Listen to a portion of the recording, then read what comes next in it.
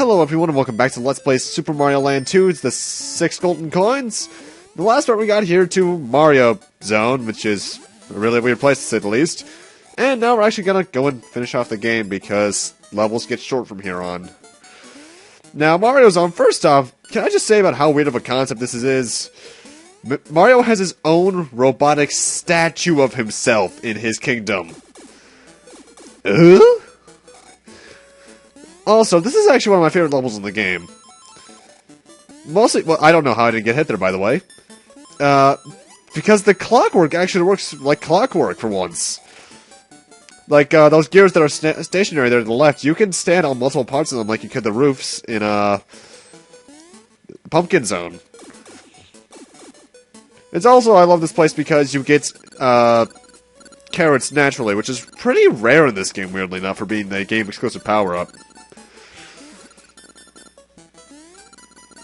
Also, Mario Zone is, if I recall, the only world in the game that doesn't have a alternate exit. Because, Pumpkin Zone had 2, and the next world only has 1. And that's 5 of the extra exits, and then you just got that one to the right. Actually, do both exits of Hippo Zone count? I'm not sure. What? Oh, that's just gross. That's a really gross place to put that. Oh, and there's balls everywhere, too! I know what you were doing there, Nintendo, and that's just nasty.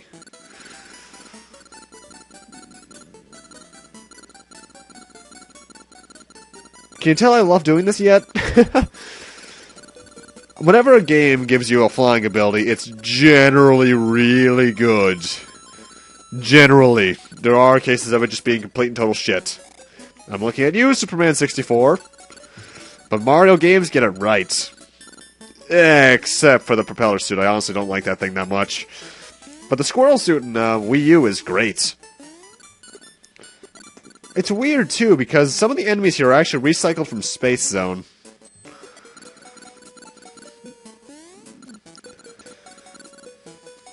Yeah. As I think I mentioned last part, it's around now I start avoiding hidden exits because I don't want to lose my... rather, I don't want the chance to lose... let me restart that sentence twice again. I don't want to even have the chance to remotely lose my bunny ears because of the stupid bonus game with the rats. If I only got the one that gave me extra lives, I'd be fine with it, but no. It has to be random chance.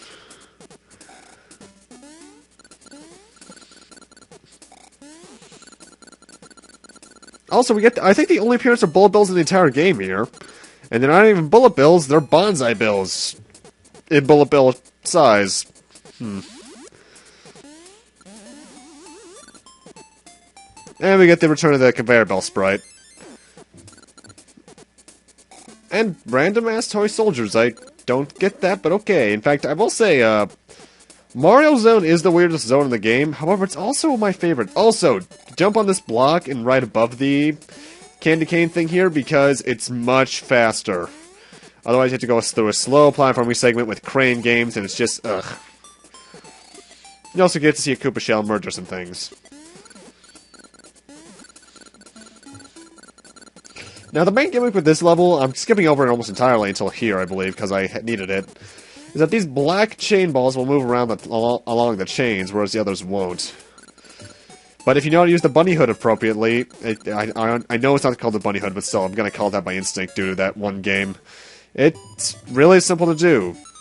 Yeah, bunny hood, that's Zelda. Oh god, Legos! Mario's making a grave sacrifice, saving the world by stepping on thousands of Legos.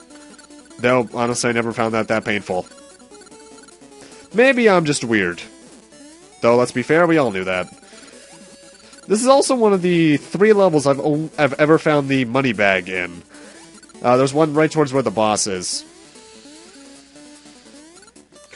In fact, I will say, this Mario Zone here actually has probably the hardest non-final boss in the game.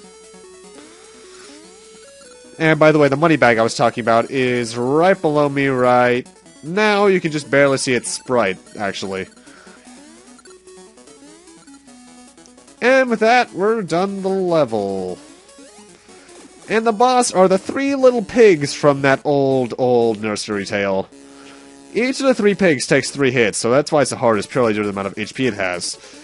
And aside from also having a Link's Awakening sound clip, their patterns are very simple. The first one rolls. The second one does little hops, getting faster for each one, by the way, for all 3 of them. And the third one does much larger hops. In fact, purely due to the height he can reach, I think this might just be the hardest to jump on. But overall, very easy all the same, though you probably have the highest likelihood of dying to him out of all the main bosses. And that's coin number 5. Now, this is actually a bit of an odd case where the magic number isn't 3, 5, or 7. I rarely ever see the magic number be 6.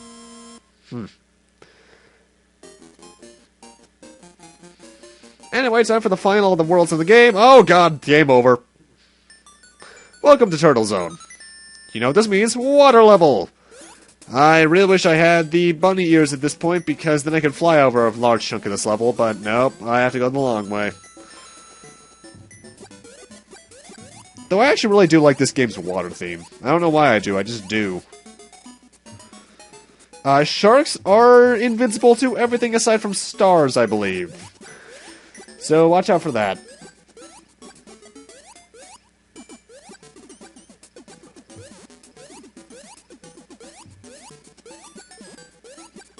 Really though, for being one of the 3 levels that has legit swimming in it, it's pretty easy. I barely avoided damage there, holy. You know, sometimes I realize I say holy like that, and all I can think of is Final Fantasy VII. Because that's what I say whenever I get to the ending of that. I'm like, holy, holy.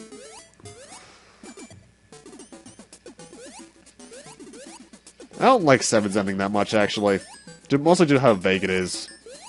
It can be a little vague, but 7 is just a bit out there in terms of that. Thankfully, Advent Children and Dirge of Cerberus do fix that to some extent, but still. Anyway, that's that level. It's a water level, so you can guess the tropes that come with it. And now for Turtle Zone 2, my least favorite level in the game. It also has the final alternate exit, which you need to be Small Mario for most of. There's one point in this where I don't even know how to describe it, honestly. There's just this really long chain of events that you get to the final hidden exit, and I can never recall it. I'm looking. Let's put it like this: I'm looking at a guide to get it, and even I can't understand a word it says because of it. This level is just really long and confusing, to be honest. Mind you, that's kind of appropriate for a level that actually reminds me a lot of the Game Boy version of Superman.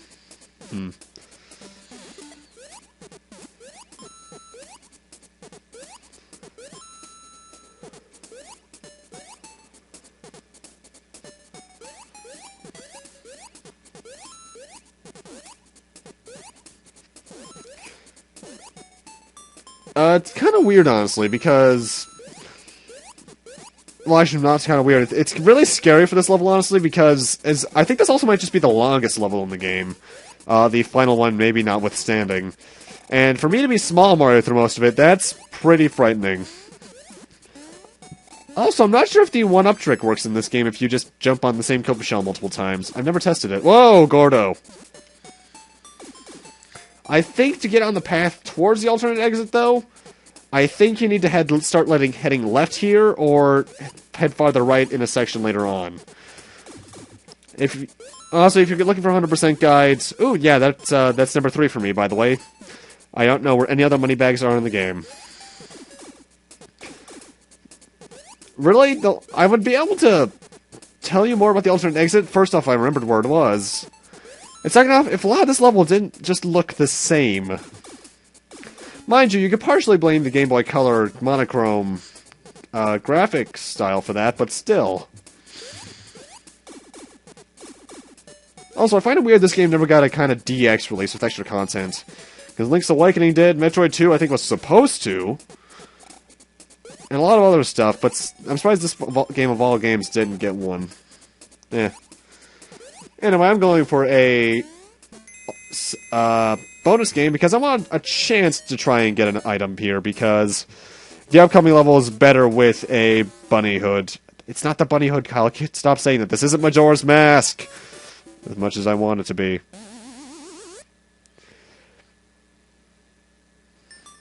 Anyway, final level Turtle Zone is apparently Monstro. I'll be honest, this still isn't the weirdest inside of a whale in a video game I've ever seen. That still goes to the Kingdom Hearts series. Seriously, why does he have green intestines and platforms? Then again, I'll just blame Disney for that. I do believe the ribs hurt you if you touch them. Do not quote me on that, but I think that's I think that's how part of this works. And here we finally go. I killed 100 enemies throughout the course of the game, so now for the first time I get an extra bonus star. And I'm not using it to its full advantage because I want to get some power-ups. Though it is notable that the animation does last a bit longer than the song, hence why I was able to get another extra life there. And while I'll be ending with an even 40. Also, skeleton fish are immune to fire, apparently.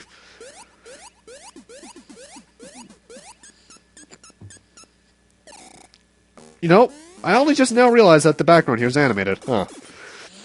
Anyway, boss of this world is... Paco. I'm allergic to Paco, so we need to kill Paco quickly. 3 things on our noggin, and he's down. Attack pattern, he really just sends a squid out, and that's about it, really. As far as I can recall, I never really give him a chance to do anything else. But with that, we have all 6 golden coins, so... we can have access to the final level of the game. And take the fight to Wario himself. He shall no longer. Maybe we can prevent Wario World from happening too. Not that that game is bad, it's just kind of bland and boring. Well, that was unnecessarily foreboding. However, before I do that, I do want to head into this little hill here that I mentioned in part 1, which has the minigame central. Pretty much these are a slot machine that cost coins to use. The more it costs, the higher the likelihood of getting a good amount of lives are. However, I only want the bunny ears, because that's all I'm going to need for the final world. Or level as it is. Yeah, that's right, laugh it up, you fat bastard, I'm coming up there to get you. Hardest level in the game. And probably the most marathon-y. But great music for it. In the first room here, we got spike balls and piranha plant fireballs, which can easily take you out if you're not paying attention. I will give this level this, though. It's really fun to speed through. Second room is pretty much just a little break. Break rooms like this often have a power-up for you in them, so yeah. However, they're mostly fire flowers, and I want the bunny ears. In this room, the lava on the bottom is in fact instant kill, so you're going to want to be careful on these little platforms, especially coming up here.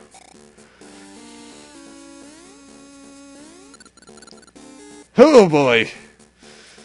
And once you do that, you're good for this room. Now this room I screw up in. I was supposed to jump a few frames earlier. Because if you step on a certain switch, those fists will start pumping down on you. And you also have these skull platforms which collapse after you jump on them. Not that hard of a room, but still, you need to watch out for those fists, because getting punched into the ground isn't fun. And with that, we're pretty much on the final hallway. Get a fire flower here for extra health. The way these platforms work is that some of them will rise up, a la Astro Man stage and Mega Man and Bass. Ugh, I'm not looking forward to doing that. But it's not that hard. And in this next room, hold B and right, you will not lose. And now we got the mini-bosses. These are Don Gabaman, I want to say? Or are these the... Yes, pretty much these guys... There's 3 ways to kill them. Jumping on them twice, spin jumping, and I think fireballs can kill them too. However, spin jump is obviously the best way because it's a one-shot. However, if your aim starts to suck out of nowhere, you have to do the 2-hit rule. They also weirdly resemble Wario's face, and that scares me. And the final main power-up. Final boss time. Holy hell, Wario, you're huge. But you have a really cool sound effect. Now, I'm just gonna say this right now. Wario, between the 3 phases of his song, is my favorite song in the game. But like all bosses, jump on his head 3 times, and he falls. His basic pattern, as you see, is to jump and cause the chandelier thing to fall. And you can stand on your throne randomly enough. Once you do that, he runs, and then you chase after him, and you're given a power-up. After that, and this is what I really like about the boss fight, he uses your power-ups against you. Mario 3D World before Mario 3D World. In this phase, he likes to fly up in the air and cause a shockwave. However, if you're on the statue and you stand above him, you're guaranteed a hit. Really, this is just me playing sloppily. Also, I swear that's actually his Mario 3 sprite on the statue. Due to the way the eyes are. But, really, still a pretty easy phase. And then he runs away again, and you get a free opportunity for a mushroom if you got hit twice in that fight. And now he uses the fire flower against us. Where he has gigantic fireballs, and will run towards you and jump. Still, honestly, really, really easy. A better boss fight than all the other ones in my opinion, but still kinda sad. And now I'm teabagging him because I can. Anyway, apparently he had a mushroom the entire time, too. Who throws a shoe? Oh, what's that quote from? I don't recall. But with that, somewhat anticlimactically, that's the end of the game. Apparently, by changing the flag, we get rid of the spell on our castle. That looks pretty much the same, only with a white background.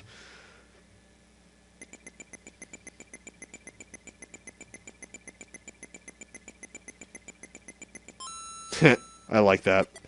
They reference that in Fortune Street with Wario, where he'll flip an M upside down.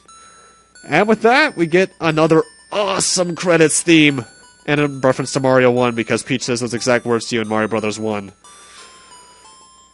But with that, that is in fact the end of Super Mario Land 2, The 6 Golden Coins. I hope you enjoyed this, I certainly did. I like this game a lot. Better than Mario Land 1, for that matter. And a lot of other handheld Mario games, actually. In fact, until probably Mario 3D Land, this was my favorite handheld Mario game that was a platformer, at least. RPG-wise, that is a tie between Superstar Saga and Bowser's Inside Story. What I love about this game is a lot of stuff. I love the music, the sound... the music and the soundtrack's great. Yeah, that's redundant, Kyle. The level design is fairly well thought out, though if you have the bunny ears, which are still rather overpowered, it's really easy to fly over it. This game's still weird, there's a lot of unique details about it, like killing 100 enemies for the star, and the fact that coins don't give you extra lives, but I really do like that. Plus, it was what introduced us to our ever-so-lovable, greedy, fat-ass Wario, so I can't fault it for everything. There are some problems with it, like the fact you don't get anything for 100%, hence why I didn't get all the alternate exits. But it's still a rather great game. If you want to play it, it's on the Game Boy, and it's on 3DS Virtual Console. Now, will I ever do Super Mario Land 3? Yes, at some point. Though a lot of you guys might know Super Mario Land 3 if you didn't know it existed by a different title, Wario Land 1. And I do want to get to the Wario Land series at some point, because I've only actually ever played 4.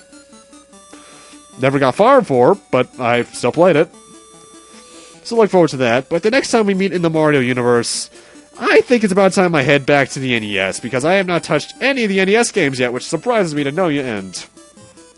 So next time you see Mario, it's either going to be Super Mario Bros., Super Mario Bros. 2 USA, because I'm not touching Lost Levels anytime soon, or Mario Bros. 3, so look forward to that. And as I mentioned earlier, this credits tune is catchy as all hell. That's what I like about Game Boy music. It always tends to sound so happy, and I love that, unless you're playing Zelda games, in which case it can be depressing as all hell. Ballad of the Windfish and the Sadness theme from the Oracle games, I'm looking at you.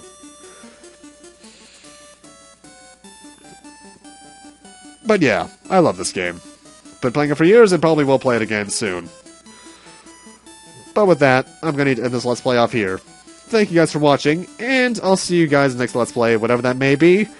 I'm thinking it's going to be an RPG. Nudge, nudge, wink, wink. See you guys then.